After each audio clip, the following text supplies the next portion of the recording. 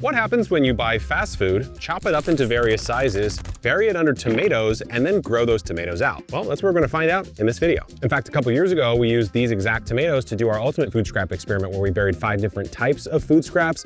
But for this experiment, we need something a little bit more standardized. Wait, hold up, they got a dragon fruit freeze here. Might have to get a little bonus. Yeah, can I do 3 cheesy gordita crunches? Okay. And what I have are 3 nearly identical cheesy gordita crunches. A dirty pleasure of mine, if I have to admit that to you. But the reason I'm doing this, not for clickbait, it's because it is pretty much the closest I could get to standardized food.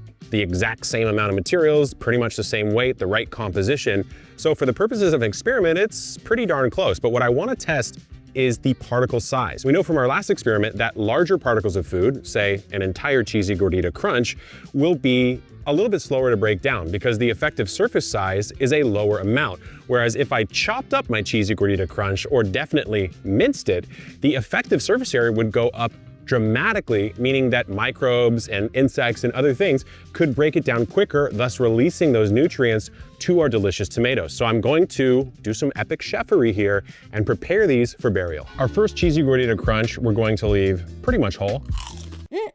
Our next one, we're gonna chop up into maybe 1/2-inch chunks. And our last one, we're gonna absolutely mince.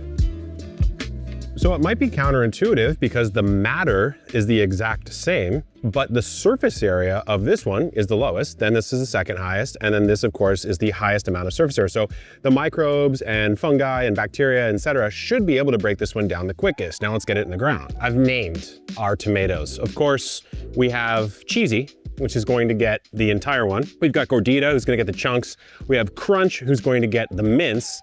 And then for our control, I've got Wendy. Let me know down below what you think's going to win. I'm actually gonna go with Wendy or Crunch.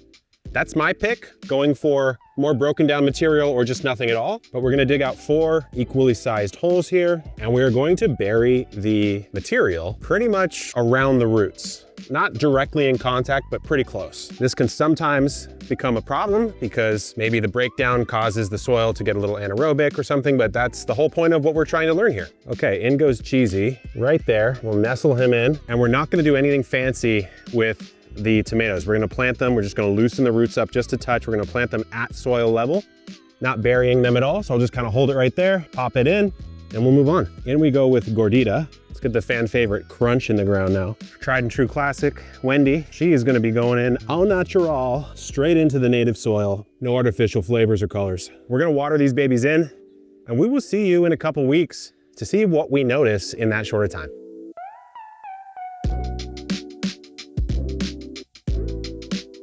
We are back, my friends, with the most exciting food scraps experiment on YouTube. Remember, we have Wendy, our completely bare tomato right over here.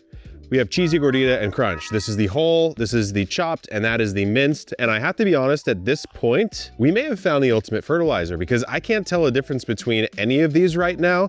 If I was to hunt around, I would be able to find even some small tomatoes forming. So nothing really ripe yet, but we might have to wait until the very end to do a mass weighing of all the tomatoes. The smallest for sure is gordita. Let me know what you think's going to win. Like last food scraps experiment, which is one of our most popular videos we did recently, it might actually just be the thing with nothing under it. Wendy over here. That's what my money's on, sweet Wendy over here. But you let me know and I'll catch up with you when it's time to count these bad boys. We're back with the fast food scraps experiment, and there's something to say. So remember, we have Wendy over there, the au natural, and she is looking a little bit wilted. Now, what I have to say is I don't think it's just because there's not a cheesy gordita crunch under her. I think it's probably because there's a lot of growth here, and we've been having some problems with some other tomatoes, so we can't necessarily say it's because there's no fast food buried underneath. But remember, we have our full, our chopped, and then our minced one right here. I'm somewhat surprised that the full is absolutely massive. And then over here, it looks like they're roughly tied, although I might give the edge out to the minced version. Now, what we're gonna do is wait a little bit longer so tomatoes can get to what's called the breaker stage. They get about 50% ripe, I'd say you can take all tomatoes off at that point and the flavor doesn't degrade too much. It doesn't even really improve all that much more after that point. So we're gonna wait until all the tomatoes get roughly to that point. We'll do a count and weigh, just like we did with our classic food scraps experiment a little bit ago. The experiment is developing, my friends. I'm not quite sure what's going to happen. Throw a prayer down in the comments for Wendy. We'll see what happens when we get to harvest. And we're back. It is late August, the fast food scrap burial experiment. We're ready to harvest, guys. I'm very curious because they've spread quite crazily. I'm gonna need some help for this harvest, so we're calling in the hermit. Looks like you got some tomatoes on your hands. Let's do it, Jacques. So you haven't even been here for this experiment. No. So I'm gonna give you the preview. Okay. We have a minced cheesy gordita crunch under that one. Okay. We have a chopped one here. We have a full buried one here, and then this one over here is Wendy, just pure natural. Okay, control. Control. All yeah, right. just the standard ground. And that one honestly looks the floppiest. So Pretty good. I'm gonna start harvesting over here on the chunked up one. Why don't you do the minced one, and we'll just get going.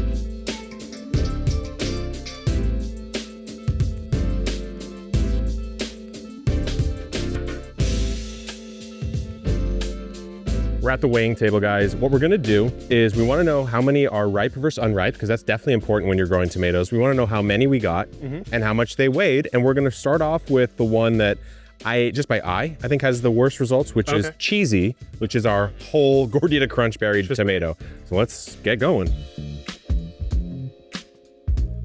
I have 86 unripe. I have 44 ripe. 44 ripe, so 130. So let's get a total weight now. Comes in at 8 pounds, 2 ounces of tomatoes. Okay. Most of which, 2/3 of which on the whole were unripe Yes. at time of harvest, which is not the worst thing, but it's not what you want. A lot of green tomato chutney. Now we're going in with gordita, which is our chopped up one, but not our minced one. So this is the second sort of largest chunks. And let's get it going. Okay, I have 56 unripe and you have 43 of the ripe. 43 of the ripe. But this one also has some weirdness going. Like the tomato has like this weird ripening pattern. Yeah. It makes me think it might have got hit with a little disease of some sort. Could have gotten hit with disease, but they were all right next to one another. Okay, so total poundage here, we've got 7 pounds, 11.5 ounces. So pretty close to this one. Yeah. But way more ripe ones. And I would say overall decent size on the ripe ones. Yeah. So not a bad result. Okay, we're now going in with the minced cheesy gordita crunch berry tomato. What a mouthful. And this is definitely gonna be the best one, but we'll see. I think so. We'll see what the numbers actually Seems bore like out. the green ones are smaller this time, which is interesting. So on this one, I've got 61 Okay. unripe, and got you have 68 of the ripe. okay, so that's 129. Yeah, and they look And a they're little smaller. more ripe than not. So definitely this one beats out the very first one, but maybe slightly, well, let's see how much the final weight is actually. Looks like we have a new record. 8 pounds, 15 ounces, just under 9 pounds. Barely beats it. At the first moment actually where ripe versus unripe was actually in favor of ripe. Yes. So far this is our best crop. And that was the minced? That was the minced, which does follow our logic, right? The most broken down should be bioavailable the quickest, which means that the tomato should be able to use at least some percentage of it as actual fertilizer. That's really interesting. We're doing the clear winner on a weight basis, but still we're gonna break it all down for you because it's pretty fascinating. So we're going with Wendy, the naked one, the one with nothing underneath. I'm gonna go unripe first. We're gonna have to weigh this in 2 batches for sure. Okay, Jacques, unripe. I've weighed mine and I've counted. I have 94 unripe. Okay. Sitting at an even 6 pounds. Nice. So clearly gonna be the most on almost every metric, but we need to measure this one now. So let's dump, how many do you have? I got 95. 95? Okay, 95. All right, now for the moment of truth. This feels heavy. Yeah. The thing about ripe ones is there's so much more water in them too. They're juicy, that's for Okay, sure. what do you think? What do you think we're at? I'm gonna here? say it weighs more than all the other ones. And I think you're right, because we're at 9 pounds, 3.4 ounces just on the ripe. Which means we have a total on Wendy of 189 tomatoes at 15 pounds, 4 ounces. That's like almost double. It's easily close to double. So let's get the rest of the tomatoes on here and we'll break it down. We got some sauce to make, you know? Maybe we can go to Taco Bell and give them these back. Hey. Well, we got a whole lot of tomatoes here and definitely some sauce in your future. By the way, disclaimer, epic disclaimer alert. I don't want to see in the comments, this isn't a real experiment. We know that, but unless you want to buy us 20 acres, this is the experiments we can do. We're doing a lot of different tests. But to me, Jacques, it did end up basically how I thought. Yeah. It basically matches with the idea of when you put something in the soil, it has to be available for the plant first, right? Yes, yes. So in this case, the whole gordita crunch or whatever it was just simply had to break down over a longer period of time. Yes. And what did we see from that? We saw that we had the least, well, we had the second least tomatoes, but we had definitely the least ripe tomatoes. Yep. We had the most green growth on that plant, yep. which to me means like it was kind of struggling. It was putting out a lot of nitrogen. It was accessing nitrogen, but it wasn't ripening up quickly. Okay, interesting, yeah. Over here, which is our chunked one, we see a little more ripeness. We saw the ripeness ratio went up and the weight went slightly up, I believe. Yeah. And then over here, the weight went way up and the count went up. And this was, of course, the minced one, which should be theoretically the most available to the plant. Probably broke down in the order of like a couple weeks max. Whereas like the whole one would probably take maybe a month. Maybe I a have month. No idea. I don't know, but definitely longer. It's clearly, you can see a clear trajectory here. And then when you go, just like our other food scraps experiment, to bearing nothing. Yeah. Look at the yields that you get. And these were all in the exact same soil right next to one another. In fact, this one you might have even said had a little disadvantage because it was behind the other. That's true. Sunlight wise.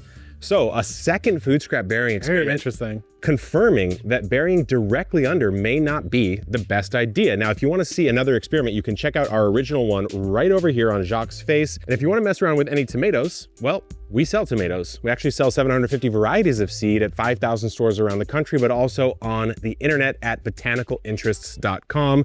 Have some fun with it this coming season. We'll see you next time. Good luck in the garden and keep on growing.